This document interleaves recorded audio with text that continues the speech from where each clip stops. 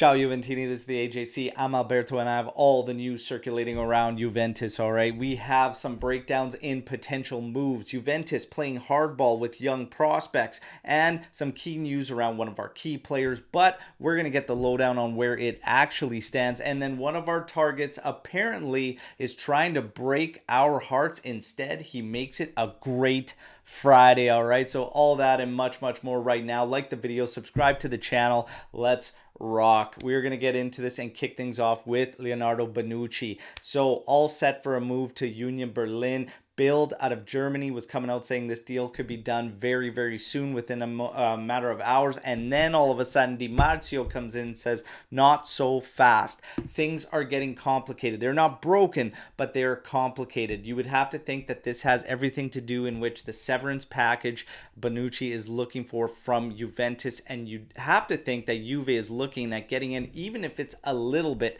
something out of this. So I would imagine that's the holdup and that's what's making things complicated. The last we heard is that Bonucci is looking for a severance around 3 million euros. We'll wait to see. Di Marzio, again, not broken, but complicated and probably going to take longer than the original reports from Bild out of Germany. So we wait and see. As far as the youngsters go, Juve apparently standing their ground, probably playing some hardball with the teams that are interested, as Sule and Iling Jr. both have almost a handful of clubs interested. With Sule, they're standing firm at 10 million euros, with Iling Jr. at 20 million euros. But what it really is that they want moves, the next set of moves to happen to be permanent. All right, this doesn't rule out the fact that if that doesn't happen, some players could go out on a dry loan, like Sule, for instance. Iling Jr. would not go out on a loan. If he was going to move, it would have to be something permanent and around the price range Juve wants to see. With Sule, you could see him out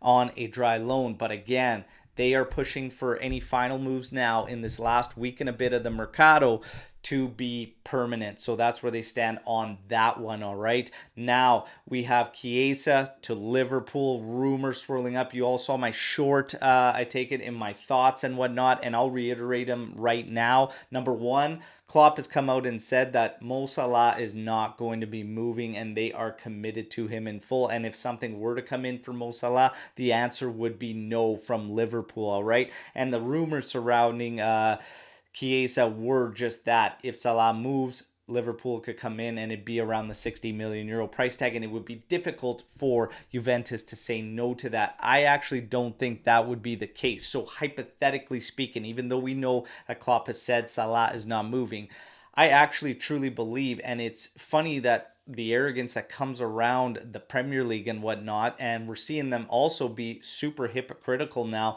about what's happening with Saudi Arabia and whatnot, but that's besides the point.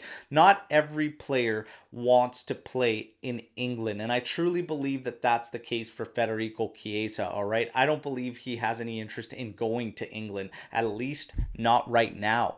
All right. And the money that they're going to throw around and whatnot, I don't think it matters. I think he is hell-bent, and this is everything I'm hearing personally, word on the street around Turin, is that he is hell-bent on this revenge tour this season with Juventus.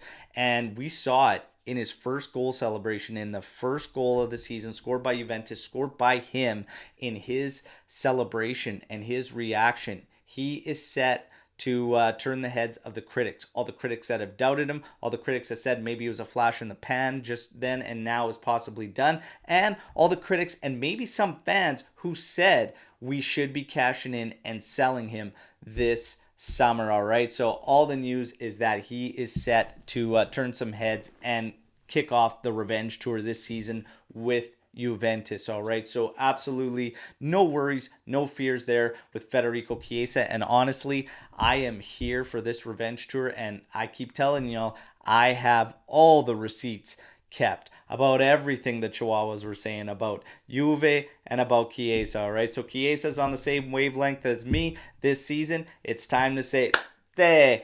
To all the rivals and Chihuahuas, all right? So let's go. Now, another one. This one makes this Friday oh so sweet. So apparently the news breaks out that Lukaku has backed out from the Juventus move, all right? And he no longer wants to come to Juventus.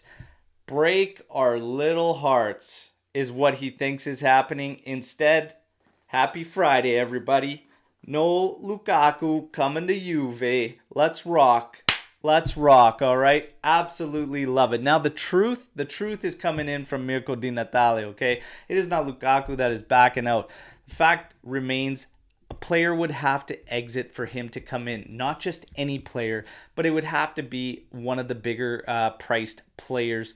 Vlahovic being one of them, because there's no way Juventus is going to be able to carry the salaries of Vlahovic and Lukaku given the loss in revenue that's coming through this season, all right? And that's the reality of the situation, is that Juventus has backed out. Chelsea, in the end now, settling for a loan as long as a team comes in and picks up his salary, kind of like the move to Inter last season. So now they're back to square one, all right? And honestly, I couldn't be happier. Great Friday, Juventini, okay? Now, we get to Frosinone trying to make a move for Caio Jorge, but it is being reported that Juventus may have to pick up some of the salary to get this over the line. Now, we've been talking about this one over the past couple of weeks about what's going to be best for Caio Jorge. Is it staying at next gen, okay, where we can kind of closely monitor him, and if something should happen, knock on wood, and hopefully not, but injury-wise, we could actually utilize him being in our system and at Juve Next Gen.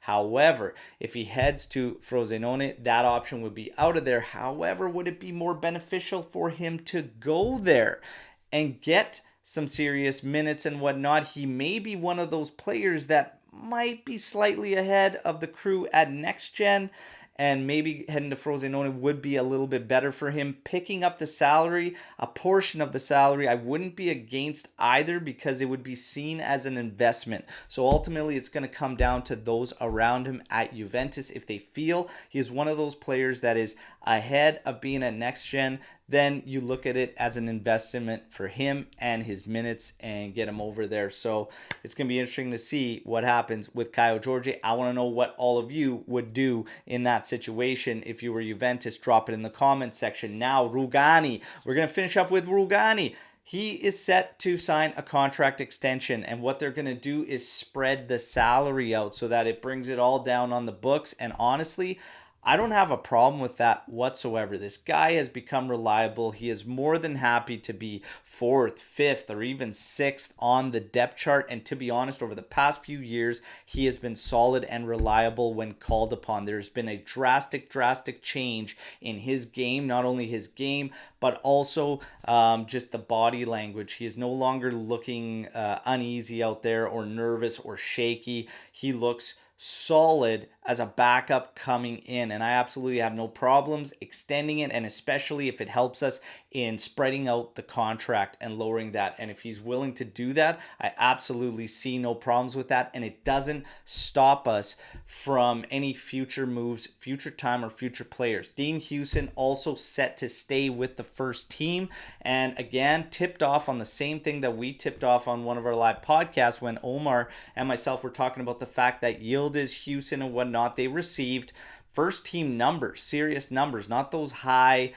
young player appearance numbers and whatnot. So that maybe be a key sign that they are going to stick around with the first team this season. Of course, still to be determined, but we have Houston in the mix as well. So it's not stopping us or hindering us from that next wave, having Rugani around. So I absolutely have no problems with it. All right, the mercato, we're about a week away from closing out. Like I said, a little more than a week right now. Juventini kind of fired up, saying that, look, there's nothing going on. This has been a quiet mercato. I don't like it. I think we needed to bolster certain positions. For me, and I want to get all your thoughts right now, we went over ratings in our last live podcast. Check it out if you haven't, but the scores may have surprised some on terms of our mercato and what we're doing, but I have no problems. We all expected it to be very quiet. If you're in tune with the financial situation around the club, it makes perfect sense. Yes, some of these rumors would have pissed us off, but it was all about the money, okay? And even now when we're talking about Chiesa or Vlahovic and potential moves a week and a half out, I think the time has passed, and Juve's obviously made some other moves to kind of get that transfer mercato to balance out, and that is in the wake of the fact that they did not move those key guys. But not losing Chiesa, Vlahovic, or Bremer makes this one a high score. I hated the deal for Rovella from the numbers point of view and perspective, but if ultimately that had to be the sacrifice made for us to keep these key guys all around at Juventus,